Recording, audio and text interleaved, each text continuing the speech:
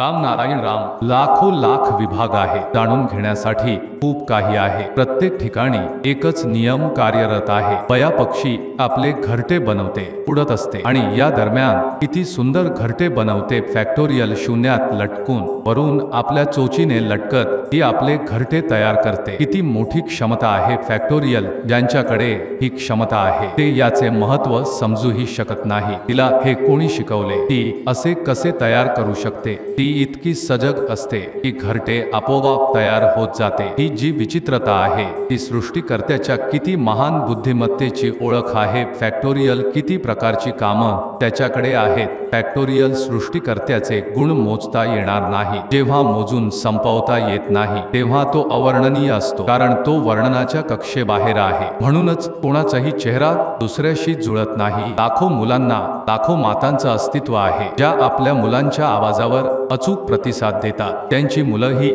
आपल्या आईच्या आवाजावर प्रतिसाद देतात. यात कधीही चूक होत नाही. विविध जीवांमध्येही असेच आहे. त्यांचे आवाज सुद्धा वेगळे आहेत. इतके रूप, यामध्ये इतकी वैविध्यता कुठून आली? रूपात, वर्णात, गुणात याचा कधीच अंत नाही.